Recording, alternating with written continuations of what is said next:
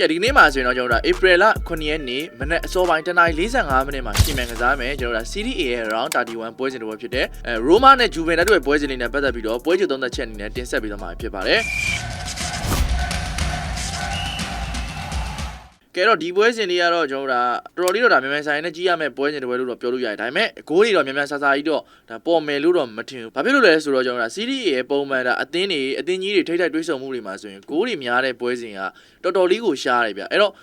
့ဒါSerie A ဆိုရင်ကိုလုံးဝဂိုးနေတဲ့ဒါလီတစ်ခုလို့ကိုပဲဒါသတ်မှတ်လို့ရတဲ့အခြေအနေရှိနေပြီဗျကျွန်တော် Roma နဲ့ Juventus တို့ရဲ့ပထမအကြော့ဒါထိတ်တွေးဆုံမှုမှာကြည့်မယ်ဆိုရင်လည်း Juventus ရဲ့အိမ်ခွင်းမှာဒါ Roma အသင်းသွားပြီးတော့ကစားတယ်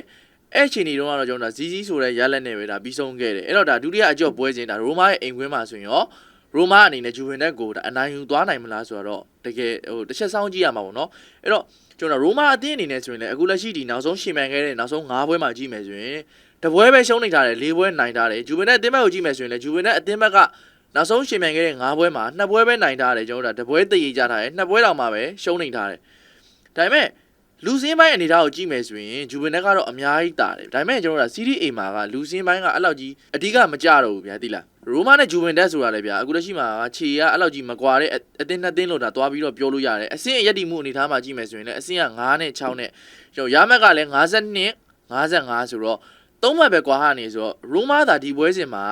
ဂျူဗင်တက်ကိုနိုင်အောင်ကစားသွားနိုင်မယ်ဆိုရင်ဒေချာပေါက်ကျွန်တော်အမှတ်တူဖြစ်သွားပြီအမှတ်တူရဆိုရင် goal difference ရကြည့်မယ်ဆိုရင်ဂျူဗင်တက်ကတော့အပေါ်တော့ရောက်နေသေးတယ်ဒါပေမဲ့လက်ကျန်ပွဲစဉ်တွေမှာဆက်ပြီးတော့စူးစမ်းသွားမယ်ဆိုရင်ရိုမာအနေနဲ့ဆိုရင်လည်းချန်ပီယံလိဒါဝင်ခွင့်ရကောင်းရသွားနိုင်တဲ့အခြေအနေရှိရဆိုတော့ရိုမာအနေနဲ့ဒီပွဲစဉ်ကိုဒေချာပေါက်ဒါနိုင်အောင်ကစားသွားမလားပေါ့နော်အဲ့တော့ရိုမာအနေနဲ့ဒီဂျူဗင်တက်နဲ့ပွဲစဉ်ပြီးတော့ကစားရမယ်ပွဲစဉ်လာဇီယိုနဲ့ကစားရမယ်ဘီရိုနာနဲ့ကစားရမယ်ဂျာထဲမှာ2ပွဲကြံသေးတယ်ပြီးတော့အင်တာနဲ့ကစားရမယ်ဆိုတော့အင်တာရဲ့ဖီယိုတီနာအတလန်နာနဲ့ထပ်ပြီးတော့ကစားရမယ် AC Milan နဲ့ကစားရမယ်ဆိုလုံးဝ၄ပွဲစတိုက်ကျွန်တော်ပွဲချက်ကြီးနဲ့ကစားရတော့မယ်အခုဂျူဗင်တက်နဲ့ပွဲစဉ်ပြီးတော့လာဇီယိုနဲ့တပွဲကစားရမယ်ဗီရိုနာနဲ့တပွဲကစားရမယ်ဆိုတော့ဒီ3ပွဲမှာပဲသူ့အနေနဲ့အမှတ်ယူစရာကြံတော့တယ်ဆိုတော့ရိုမာအနေနဲ့ဂျူဗင်တက်ကိုတေချာပေါက်ကျွန်တော်နိုင်အောင်ကစားရင်လည်းကစားသွားနိုင်တဲ့အခြေအနေရှိတယ်အဲ့တော့ဒီပွဲစဉ်မှာကျွန်တော်နှစ်ဖက်လုံးကထွက်လာနိုင်ရဲ့ဒါဖြစ်နိုင်ခြေအရှိဆုံး line နဲ့လေးတွေကိုတစ်ချက်လောက်ကြည့်လိုက်အောင်ကျွန်တော်ရိုမာအသင်းဘက်ကကြည့်မယ်ဆိုရင်တော့ရိုမာအသင်းဘက်မှာကကျွန်တော်ဝင်းဘက်ဒီမှာဆိုရင်တော့အေရှာယာဝီတို့ဘာလို့ရှိတယ်ဒါပယ်လီဂရီနီတို့တိုက်စစ်ပိုင်းကိုကြည့်မယ်ဆိုရင်တော့ရိုမာအသင်းတိုက်စစ်ပိုင်းနည်းနည်းလေ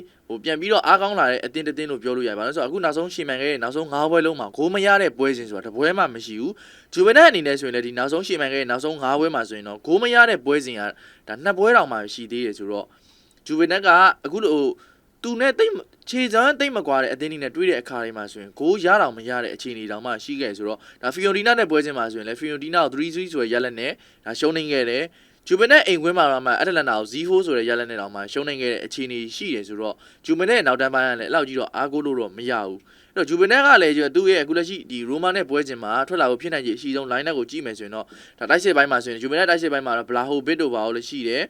်ဒါကွန်စီကာကိုကွင်းလယ်ပိုင်းမှာကြည့်မယ်ဆိုရင်လည်းလိုကတ်တလီတို့နောက်တန်းပိုင်းမှာဆိုရင်တော့ဘေးကာတို့ပေါ့တပြင်းကစားသမားတွေလည်းရှိသေးတယ်ဆိုတော့လူစင်းပိုင်းမှာကတော့ဂျူဗင်တက်ကတာတယ်ဒါပေမဲ့အခုလက်ရှိကစားမှာရိုမာရဲ့အိမ်ခွင်းလည်းဖြစ်နေတယ်လို့နောက်ပြီးတော့ဂျူဗင်တက်အနေနဲ့ဆိုရင်လည်းအခုနောက်ဆုံးရှင်မှန်ခဲ့တဲ့နောက်ဆုံး9ပွဲမှာကြည့်လိုက်မယ်ဆိုရင်ဂိုးမရတဲ့ပွဲက2ပွဲပါထားတယ်ဆိုတော့ဒီပွဲစဉ်မှာဆိုရင်ရောဂျူဗင်တက်အနေနဲ့ကျွန်တော်တွင်းဂိုးတွေရရှိသွားမလားပေါ့နော်ရိုမာအနေနဲ့ဆိုရင်လည်းဒီနောက်ဆုံး9ပွဲမှာကတပွဲပဲရှုံးနေထားတဲ့အခြေအနေနောက်ဆုံး2ပွဲစတိုက်အနိုင်ယူထားပြီးတော့ဒီပွဲစဉ်ဒါ3ပွဲမြောက်မှာဆိုရင်ရောဆက်လက်ပြီးတော့အနိုင်ယူသွားနိုင်မလားကျွန်တော်အနေနဲ့ဆိုရင်တော့ဒီပွဲစဉ်မှာကျွန်တော်ရိုမာကိုတော့ပို့ပြီးတော့ကြိုက်တယ်ဒါပေမဲ့ဂျူဗင်တက်ကိုတော့တစ်ချက်စောင့်ကြည့်ရမှာဘာလို့ဆိုတော့ရိုမာအနေနဲ့ဆိုရင်လည်းကျွန်တော်တို့ဒါချန်ပီယံလိဝင်ခွင့်ရဖို့အတွက်ဂျူဗင်တက်ကိုတေချာပေါက်နိုင်အောင်ကစားမှာပဲဂျူဗင်တက်အနေနဲ့ဆိုရင်လည်းဒီပွဲစဉ်မှာသူ့အနေနဲ့နောက်ဆုံးရှင်မှန်ခဲ့နောက်ဆုံး9ပွဲမှာဆိုရင်လည်း2ပွဲလောက်ပဲဒါနိုင်ပွဲရထားတဲ့အခြေအနေဆိုတော့နိုင်ပွဲရရှိဖို့အတွက်ဂျူဗင်တက်ကလည်းပြန်ပြီးတော့ဒါစူးစမ်းသွားနိုင်တဲ့အခြေအနေရှိရဆိုတော့ဒီပွဲစဉ်မှာဆိုရင်ရောကျွန်တော်ရိုမာနဲ့ဂျူဗင်တက်တို့ရဲ့ပွဲစဉ်ကိုကျွန်တော်မြန်မြန်ဆိုင်ဆိုင်နဲ့ပဲနှစ်ဖက်သွင်းကိုင်းနဲ့မြင်တွေ့ရမလားအဲ့တော့အဲ့အခြေအနေတော့ကျွန်တော်ဒါမရှိတော့ဘူးလို့တော့ကျွန်တော်မြင်တယ်အနည်းဆုံးဒါ1-1အဲ့လောက်ပဲပြီးလောက်တယ်နိုင်တော့ရိုမာနိုင်သွားရတော့မှရိုမာ1-0လောက်နေပဲဒါနိုင်သွားမဲ့ပွဲစဉ်တခုလို့တော့ကျွန်တော်မြင်ပါတယ်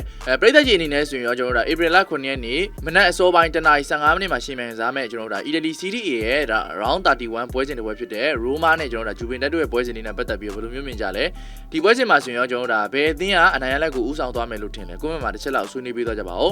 MM Media ကိုဆုံးဖြတ်ကြည့်ရှုပေးကြတဲ့ပရိသတ်တယောက်ချင်းစီတိုင်းကျေးဇူးအများကြီးတင်ပါတယ်အားကစားသတင်းအစီအစဉ်တွေကိုနေ့စဉ်တင်ဆက်ပေးနေကြတဲ့MM Media ရဲ့ Facebook YouTube TikTok တို့ကို like and subscribe လုပ်ပြီးတော့စောင့်ကြည့်နိုင်ပါတယ်ဘောလုံးပွဲတိုင်းလိုက်ကြည့်ရှုခြင်းတဲ့ပရိသတ်များအနေနဲ့ www.mm.stream မှာလည်းအခမဲ့တိုင်းလိုက်ဝင်ရောက်ကြည့်ရှုနိုင်ဖြစ်ကြအောင်သတင်းကောင်းပိုင်းနဲ့နောက်အစီအစဉ်တွေမှာပြန်လည်ဆုံတွေ့ကြပါမယ်ကျွန်တော်တို့အစဉ်တင်ဆက်သူဖဖလေးပဲဖြစ်ပါတယ်